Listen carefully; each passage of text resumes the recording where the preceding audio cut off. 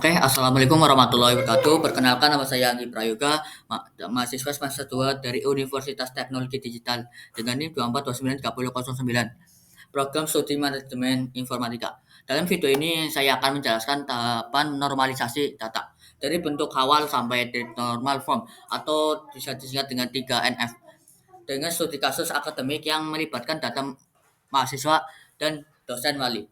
Tahapan pertama, first normal form atau bisa disingkat dengan 1NF. Kita mulai dari data awal yang belum dinormalisasikan. Dari tabel ini kita mencatat informasi tentang ID mahasiswa, nama mahasiswa, jurusan, nama dosen wali, dan nomor HP dosen. Contohnya mahasiswa Anggi Prayoga, mahasiswa Anggi dengan ID 101 dari jurusan manajemen informatika dan dosen walinya Budi Santosa dan nomor HP-nya sekian sekian sekian. Lalu mahasiswa Rina, Rina dan Doni juga dengan informasi yang sama atau berbeda tergantung jurusannya dan dosen walinya. Tabel ini sudah dalam bentuk first normal. Ya, tabel ini sudah bentuk dalam first normal atau saya singkat dengan NF1 karena setiap sel hanya menyimpan satu nilai dan tidak ada data yang berisi lebih dari satu item. Namun kita bisa lihat bahwa nama dosen dan nomor HP-nya berulang-ulang untuk mahasiswa yang sama jurusan dan dosen walinya. Tahapan kedua ada second normal form.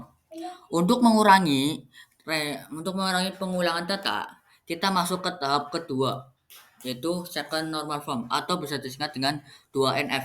Dalam tahapan ini, kita mulai memisahkan data menjadi dua tabel. Yang pertama ada tabel mahasiswa yang hanya menyimpan ID mahasiswa, nama mahasiswa, ID jurusan, dan nama dosen wali. Yang kedua ada tabel jurusan yang menyimpan ada ID jurusan dan nama jurusan. Jadi mahasiswa hanya menyimpan ID jurusan, bukan nama jurusan. Misalnya mahasiswa Anggi dan Rina sama-sama memiliki ID jurusan C01 yang berarti jurusannya adalah manajemen informatika. Doni memiliki ID C02 yang yaitu teknik informatika. Ya kan, itu maksudnya. Pemasangan ini menghilangkan ketergantungan sebagian pada data non primer dan mempermudah pengelola data jurusan. Tahapan ketiga, third normal form atau bisa disingkat dengan 3NF. Selanjutnya kita lanjutkan ke third normal form. Di tahap ini kita fokus menghilangkan ketergantungan transitif. Itu artinya data yang tidak langsung bergantung pada kunci primer. Juga harus dipisahkan. Kita pindahkan informasi tentang dosen wali ke tabel tersendiri, yaitu tabel dosen wali. Maksudnya dari informasi tentang dosen ke dosen wali gitu maksudnya.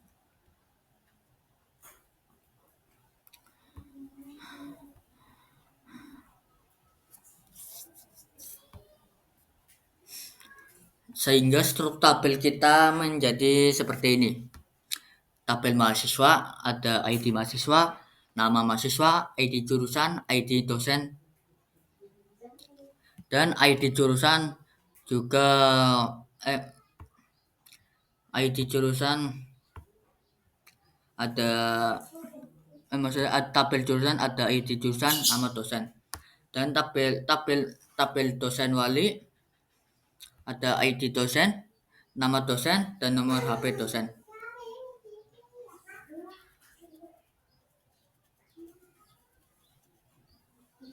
Oh, maksudnya, oh ya ini dosen wali ya.